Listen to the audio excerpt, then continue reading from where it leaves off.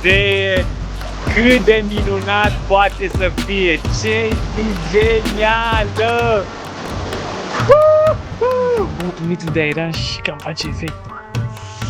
Ce-ți găsesc o bulă. Opresc mașinile, facă selfie cu mine. Opri cineva. Salam aleikum.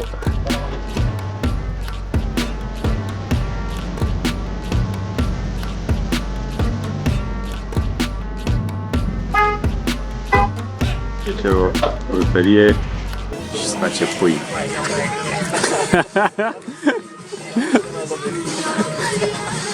Am fost invitat într-o casă de oameni buni. Pe cuvânt, ospitalitate ca aici n-am întâlnit pe nicăieri. Am fost invitat la masă. Am invitat într-o burtărie, m-am făcut și cu o pâine și cu un covric fără să plătesc nimic. Doamne, ce ospitalitate, ce oameni primitori. M-am invitat la casă, la o roșie cu pâine. Приятного аппетита! Ce minunăție! Șașlâc și cu salată de vinete și cu pui și cu de toate. Au! Ce oameni! Doamne! Din puținul uitați cum m-a invitat și la masă. Am fost invitat de Rafael la masă. Am primit un steag cu Azerbaidjan. Nu doar în Turcia se bea ceai. În Azerbaidjan bem ceai, am fost invitați, bineînțeles. De oameni primitori. Tipul care m-a dus aici m-a invitat la un ceai. La cât ceai beau în Azerbaidjan, o să mă îmbolnăvesc de ceaios. Zi bună, se începe cu un ceai. Din nou am fost invitat la un ceai de către Mohamed. Mi-a făcut și cu un ceai. Un nou ceai, aici în natură. Sunt invitat la ceai. Din nou am fost invitat la un ceai. Bineînțeles, am fost invitat la un ceai. Beau ceai și fac ceva bun. Ne-au invitat la un ceai. La un ceai am fost invitat așa. Haide! И хуп! Воздух вытащи! Опа! Помидор! Помидор! Ok, alright! Ștampila de ieșire din Georgia. Steagul încă fâie. Este ce ieșire de controlul. Asta specifică de camioane. Și ne îndreptăm, uitați, steagul Azerbaidjanului. Pentru Azerbaidjan a fost nevoie de o viză electronică de 20 de euro. În 3 zile a fost gata. Îți trimit o hârtiuță, o printezi și sper să fie în regulă. Hai, ție-ți în pumnii. Am pus-o pe ultima pagină în pila. Am intrat în Azerbaidjan! A fost ușa, a fost ușa. Autostop! Schimba și niște manați, moneda din Azerbaidjan. Autostop din Azerbaidjan. Mergem în spatele unui camion din Turcia. Dünya malı savut, dünya malı.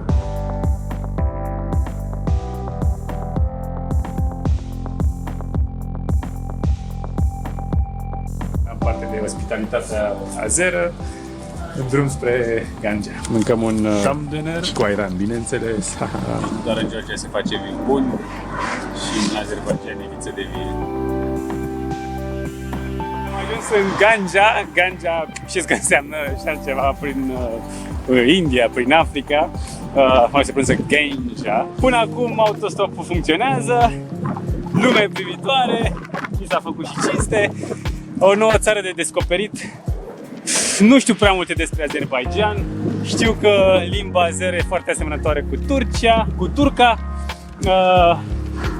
Știu că a fost sub Uniunea Sovietică. Cei care m-au luat acum chiar mi-au ținut așa o teorie cum că atât de bun e comunismul și ce vremuri minunate erau când toată lumea avea un serviciu bun, etc.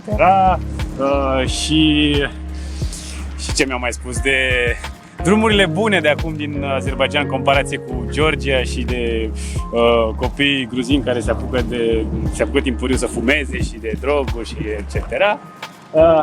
Dar oricum, sunt multe lucruri de aflat despre Azerbaidjan și le vom afla împreună. Ganja a fost capitală înainte de Bakü ar fi pronunția corect. Nu vreau să depășesc 15 zile pentru că trebuie să te înregistrezi, e mai complicat. Un camion vechi rusesc, aia 5 km cât mai erau până în Gangea, în oraș. L-am luat cu autostopul cu Narva. Merge și aici autostopul.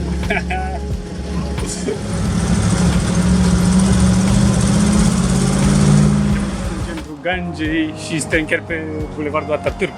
Se întrebă cu mine de unde sunt și ei spuneau, România, Hagi. Oamenii sunt prietenoși.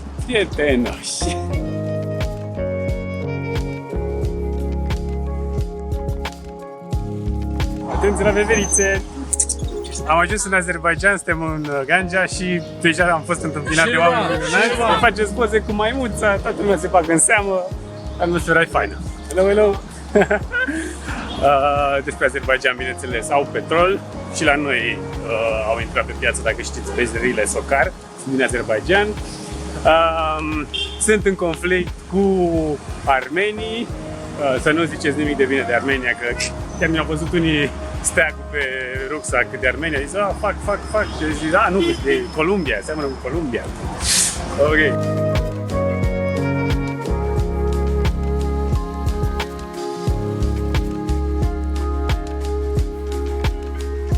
Azerbaijanul e o țară musulmană, dar dacă am văzut una, două femei acoperite, mai deschise decât Turcia. Poate doar în Kosovo să fi fost așa primit cu atât de mult entuziasm și lumea primitoare, să facă poză cu mine, să interacționeze, formidabil. Mă simt minunat. Îmi place. Am intrat într-o croitorie și am primit un steag cu Azerbaijan. Mulțumesc! Vas se bea și în Azerbaijan. E pâine în Azerbaijan. Sunt cuptoare. Și am primit o pâine mare, cadou. Am intrat într-o burtărie, m-am făcut și cu o pâine și cu un copric fără să plătesc nimic. Doamne, ce ospitalitate, ce oameni primitori. O nebunie. Salam alaikum. Plin de copii aici. Se vede, mă, că sunt neam de turci. Și acolo, pe unde intram, eram invitat la un ceai. Aici intru în brutărie, mi se oferă pâine, covrigi. Intru în croitorie, primesc steguleț să-mi cos pe rucsac. Nu o să intru în frizerie. Am mâncat dude. Am sânge pe mâini. Pe cuvânt, ospitalitate, că aici n-am întâlnit pe nicăieri. Am intrat într-un restaurant să mă spăl pe mână pentru că eram plin de dude și ce am fost invitat la masă. Wow! Că în Azerbaijan nicăieri nu m-am simțit atât de bine primit. O salată, limonadă. Ne veți de cum se numește aici brânza, ca și în română se numește brânză. Este cel care mă omenește. Rovșan. Așa oameni să tot fie. Nu doar că m-a invitat la masă, era restaurantul lui, localul lui, dar m-a și dus cu autostopul până într-un sătucul Gheorghe. До свидания! Пока! Так, на дорогу. Спасибо! Ce om! Și sătucul ăsta mi-a spus că era înainte populat de nemți. Vedeți, e și o biserică luterană reformată. Opresc mașinile să facă selfie cu mine. Și e prima zi, Doamne, deci veniți în Azerbaijan și fiți călători, nu turiști, și o să fiți primiți cu toată inima și cu cea mai mare căldură.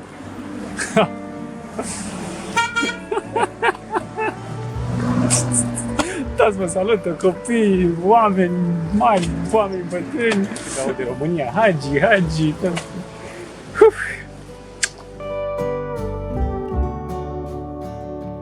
e tatăl actualului președinte.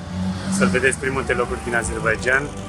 Uite, ceai la samovar, miere de albine, de verde. Trebuie să ajung undeva acolo, în Mordor. Mâncăm ceva tradițional, ceata se numește, un fel de pită cu, nu știu, cu smântână. Prepara aici pe o plită și se unge cu ulei. Ca o clătiță. Cu fenul, improvizație aici. Salam alaikum! Super!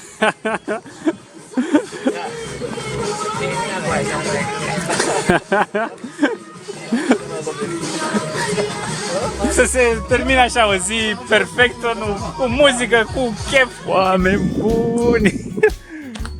M-am băgat în mine! Ce bun a fost! De-abia pot să merg. Și șașlâc și cu salată de vinete și cu pui și cu de toate. Ce oameni, Doamne! N-am cuvinte, nu, serios. Într-o mașină de vreo 5 persoane m-au băgat și pe mine până la intrarea aici din parc. Din păcate mi-au spus că nu se poate, e închis, să vin mâine și să-mi pun cortul undeva pe acolo pe la râu. Mi-au zis că și că sunt urși, sunt lupi și să nu, că e periculos să pun cortul. Așa că să mergem mâine. Se încheie frumos ziua, mi-am pus cortul aici, lângă un magazin, chiar un polițist a avut grijă de mine, a zis nu, aici ești în siguranță, cameră de luat vederi, unde sunt paznici. Mi-au făcut și cu un ceai, au mai trecut alții, hai, ia un suc. Ce pot spune?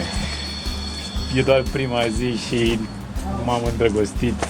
Azerbaidjan, ca țară, o fi cum o fi, că încă n-am apucat să descoper, dar oamenii, n-am cuvinte. Somn ușor și pe mâine. Ai, ce frumos! Am ajuns la lac, este lacul Gheghol, am fost întâmpinat de niște pui, sunt într-o excursie și invitat la un ceai aici de patron, așa că ziua a început minunat. Nu doar în Turcia se bea ceai, în Azerbaijan bem ceai, am fost invitați, bineînțeles. Am stat Gheghol și acum mă duc, mai sunt vreo 7 km, Maral Göl, undeva mai sus, mai izolat, și că mai frumos, îmi place aici, liniște, agitație. Nimeni să dă pasarelele. Wow, ce frumos se va munții! Ca o cetate! Wow, super! Muntele încețoșat, se numește Cearaz. După e provincia Nagorno-Karabakh, care e în dispută, de-aia azerii îi urăsc pe armeni. E un teritoriu disputat. Avem și plante aici. Rădăcini, facem ceai. Хорошо. Очень хорошо. Urcăm, dai. Maral Göl, am ajuns. Într-adevăr e frumos.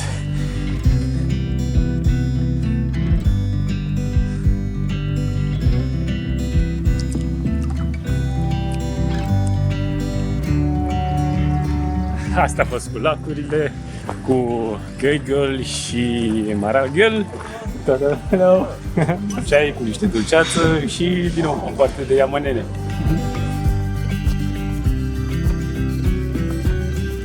Harul mirese! Hello! Ceai! Salam aleikum! La un ceai am fost invitat așa. Haide! Bem un ceai și ne așteaptă și o vodculiță mică cât de curând. Mi s-a oferit și o vodculiță aici din partea casei. Prima oară când încerc cu roșii și că trebuie să dau șat. Первый помидор у потом? Сначала это, потом помидор. Знаешь как? Да, бабушка. Вытаскиваешь воздух, вот так берешь вот так вот. И хуп! Давай, давай. All right. Сразу? Ага, сразу. Воздух вытащи. Опа! Помидор! Okay, all right. I love you. My brother, I love you. Mala de pe drum Mehdi m-a invitat la el acasă, la o roșie cu pâine, un suc și un duș bun. Welcome, my dear brother. Thank you so much. No problem. Welcome to Azerbaijan. Azerbaijan hospitality. Râul Kür. Can you tell me exactly how do you pronounce the name of the city? Mingheacelu. Mingheacelu. Yeah, bro. Din Azerbaijan, pur și simplu, mergeam pe stradă și un tată și un fiu ne-au invitat la un ceai. Pur și simplu, fără să ne cunoască, atrag lume. Lume bună. O regulă importantă în Azerbaijan, când bei ceai, e și într-o anumită regiune din Turcia, ți se dă neîndulcit și dacă îl vrei dulce, iei bucățica de zahăr, în gură. No, not like that. Not like this? First time. Like, A bit like this? yes. Ok. After, Deci, un moi un pic, yeah. But then, te faci pe toată în gură și apoi bei ceai. like the video. Please subscribe us and like the video. Uite, subscribe, Smiley Traveler.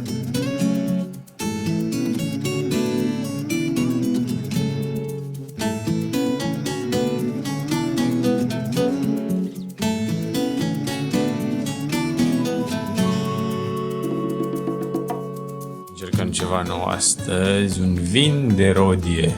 Nar Șarab? Yeah. Ok. Cum e? Să te ia omul așa, de pe stradă, să te invite la el acasă, să te plimbe cu barca, să-ți dea de mâncare. Respect. Cum să începem altfel ziua decât cu un țai, că așa se pronunță aici. Țai. De aici. Poți invita, bineînțeles, de oameni primitori. A oprit cineva. Salam alaikum.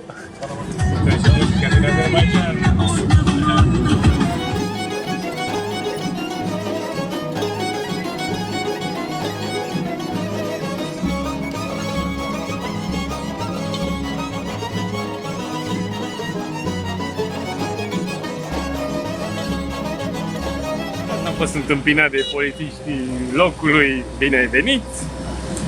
Gata! Sunt superstar! Mi se pare mie sau îmbrăcămintea e la fel ca cea din George? Și căciurile. Ce interesant de văzut în orășelul ăsta, în Shachi, Palatul Hanului.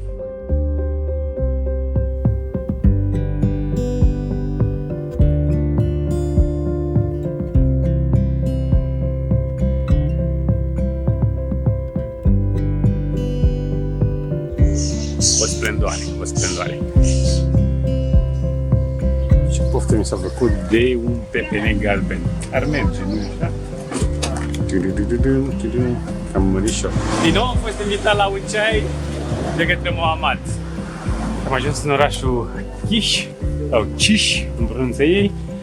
De ce? Pentru că aici se află una din primele biserici creștine din vechea Albanie. Albania din Caucazia, nu se confunda cu Albania din Balcani. Și e biserică veche. Iată.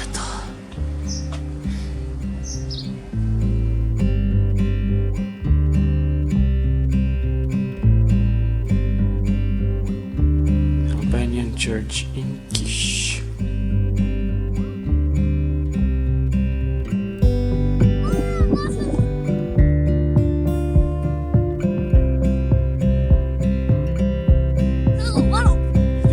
Samir. Din nou am fost invitat la un ceai.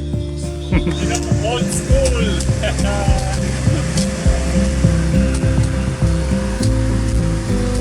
Și de așa cum o ții din ceai în ceai, din puținul lui, uitați cum a invitat și la masă. Eu am fost splendoare de țară și de oameni. Care v-ați avut? Macet. Macet. Macet.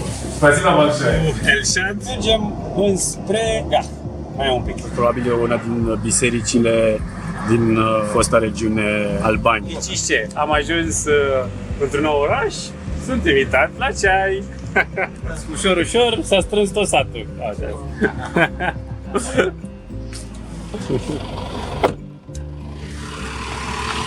Și cu Javdan am ajuns și în Ilisu, unde ar trebui să găsesc o cetate, o fortăreață, ceva interesant și natură, verde. Ăștia prin Azerbaijan îngrijorați că cum dormi la corte, mănâncă ursul. Un nou ceai aici în natură, aproape de Ilinu. Ilisu. La cât ceai beau în Azerbaijan o să mă îmbolnăvesc de ceaioză, de ceaită. Cred că ăsta e obiectivul final.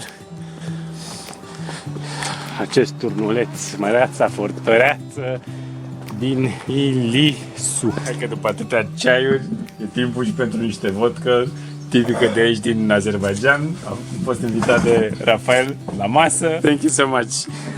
How would you call it? It's eggs with Doesn't have a typical name or... Ok. Un fel de frigănele. just no vibe home. You're welcome. Cheers. Thank you. Ziua cu numărul 4 în Azerbaijan. Am avut parte de cină, de un pat, mic dejun în această dimineață.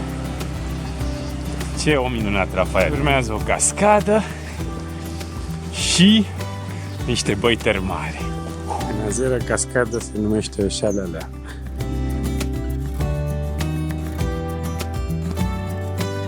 Nu mai jos.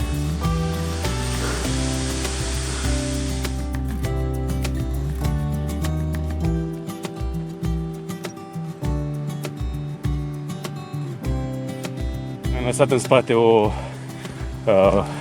piscină amenajată, băi termale pentru turiști, frumos tratament, dar în 6 km sunt niște ape termale naturale, niște piscine naturale cu apă călduță. Am trecut de un post de control, 2 soldați, trebuia să scrie numele, să raporteze, să-mi anunțe sosirea. După munți e Rusia, pe partea asta.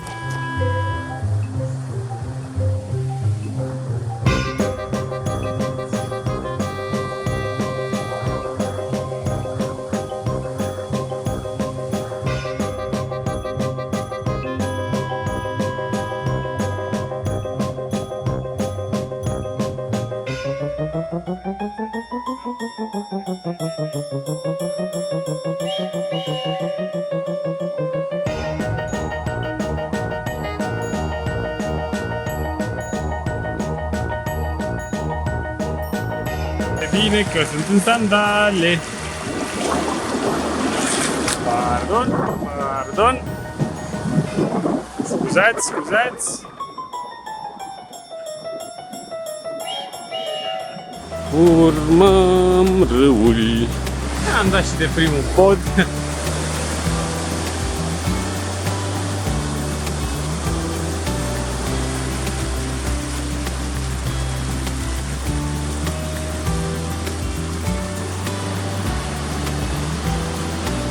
Am ajuns!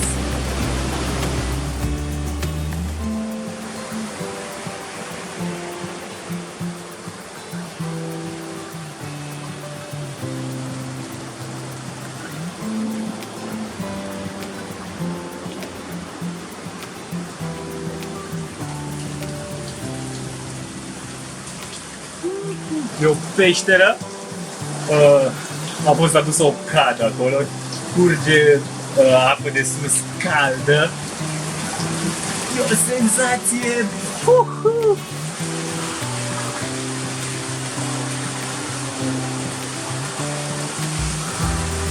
N-aveți idee cât de minunat poate să fie! Ce zi genială! Am aflat că am un nume, un echivalent în Azerbaijan, în limba azeră. Tanrıverdi. Bogdan înseamnă darul lui Dumnezeu și probabil asta e echivalent. Am ajuns cu camionul frigorific și a stat în spate rucsacul, ce bine și frig și rece e. Am ajuns în Zagatala. Parcul poartă denumirea tot fostului președinte, așa că fiecare oraș are bulevard cu numele lui. Uite și parc, statuie, fotografie. Am dormit aici, am pus cortul frumos, liniștit. Acum îmi încarc telefonul. Zi bună se începe cu un ceai, normal, tipic aici în Azerbaijan. Și din nou dau de oameni minunați. Deci o brutărie și se face pâine. Hagi! Toată lumea știe de Hagi aici. Suntem aici din nou la autostop.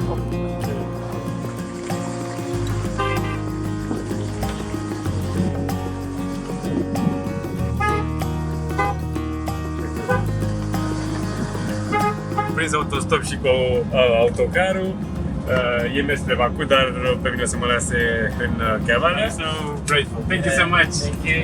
Am ajuns în Kavala.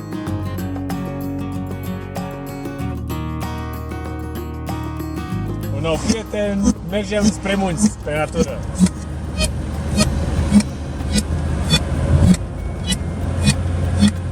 M-am oprit să-mi încarc telefonul și aici am primit și un fresh de portocale, mulțumită Rumia, similar cu România. Gardian El Nur m-a invitat la un ceai și mi-a spus de un loc frumos undeva, un sătuc, Laza, parcă se numește, spre munți pe acolo. Am ajuns în Laza și, bineînțeles, am fost invitat la un ceai de către Shamir. Dacă în Georgia sunt foarte mulți ruși, mai sunt de prin Europa, în Azerbaijan mai puțini, sunt foarte mulți, în schimb, arabi. Din Qatar, din Emiratele Arabe, din Arabia Saudită. Și am văzut azi mulți din Arabia Saudită care au vrut să facă poze cu mine. Brother. Bal, adică miere și țai. I'm fine, thank you. Hello. Çok güzel. Very nice here. Romania. Salam alaikum. Bogdan. Am fost întâmpinat o familie din Baku și mi-au dat pirașchi, niște cornulețe și prăjiturele și bomboane. Ce loc minunat să campezi. Ok. Astăzi am născocit un cântecel. Când tot te plimbi așa de unul singur, pe lângă admira natura, mai trebuie să-ți umpli timpul cu ceva, nu? Și am fost inspirat de Animaniacs, de niște desene din copilărie. Și că tot am ajuns într-o nouă țară, țara cu numărul 60, Azerbaijan. Fiți atenți, sper să-mi iasă din prima. One shot. Albania, Argentina, Austria, Andorra, Armenia și Azerbaijan, Belgia, Bulgaria, Bolivia, Brazilia, Bosnia-Herzegovina, Croația și Cehia, Cuba și Chile, Columbia, Danemarca, Estonia, Elveția, Ecuador, Finlanda, Franța, Germania, Georgia și Grecia, Irlanda, Italia, Luxemburg, Liechtenstein, Letonia, Lituania, Moldova, Monaco,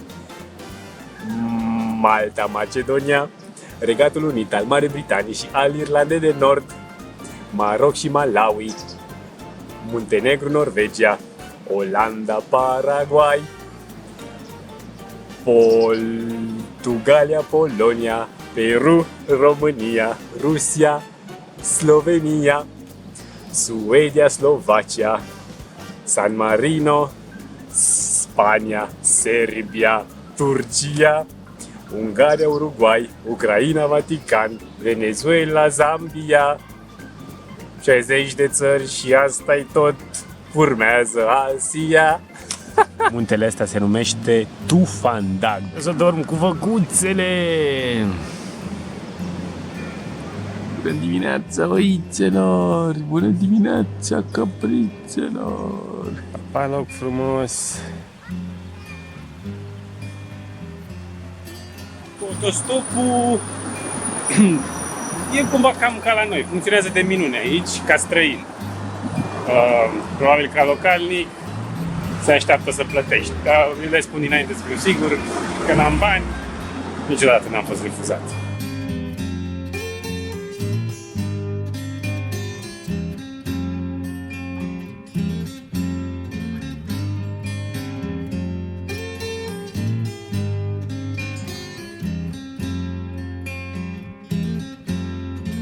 Kabala nu e doar o știință evreiască de ale misticismului, ci și capitala anticii Albanii.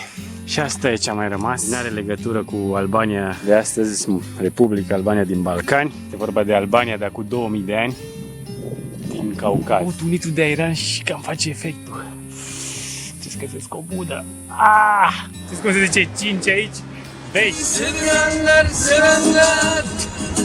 aşık olup meşgul zanneler. Bătuc așa prin munți, la Hâci. Și de ce să nu profit dacă tot sunt prin zona? 19 km până la Hâci.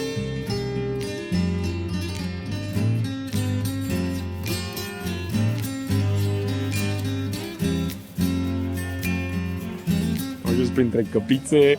M-au luat niște ucrainieni care sunt stabiliți în Baku la ocazie și ei stau aici e o vilă turistică și au întrebat pe proprietar dacă pot să-mi pun cortul și a zis că da. Satul e construit cu case de piatră și piatră cubică pe jos. Am ajuns într-o poieniță cu noi prieteni. Ce faci? Bine, bine. Gustăm niște, nu e cafea de la McDonald's, e o băutură din Lviv, din Ucraina. McDonald's is like over the hill, you know, it's just here. De ghimbir. How do you call it? Imbir. Ok. Cu Dima, Denis and Alesia. Sfânta mahmureală am băgat în mine ieri și miel și niște costițe bune, dar și o tărie de dude.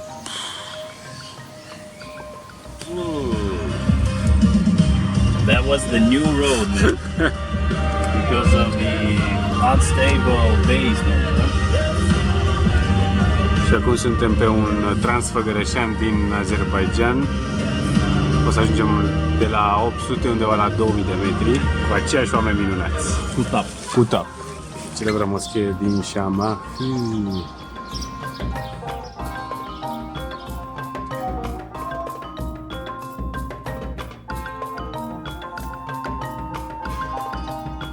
Am ajuns într-o frizărie, nu mă tund, bineînțeles beau ceai și fac ceva bun. Invitat de noi. Hello. Jamal? Jamal, Haya. Orhan. Bogdan, Allah verdi. Allah Verdi e numele meu în turcă și în Azerbaijan. Da.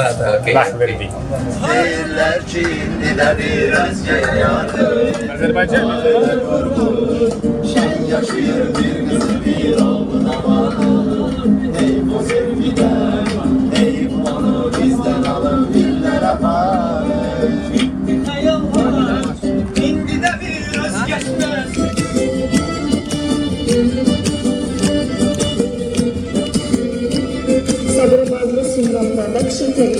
Dedicație!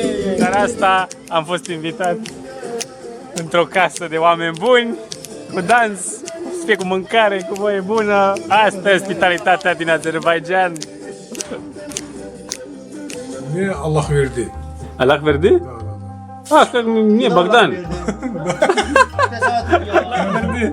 E echivalentul lui Bogdan. Sau? Se prepară și cina. Sau? Mașa Gostă Bogdan is român. Git yemek olur yemeği yiyorsan git kap getir. Poftă bună. Prietnul apetit. Prietnul apetită. Ce minunăție!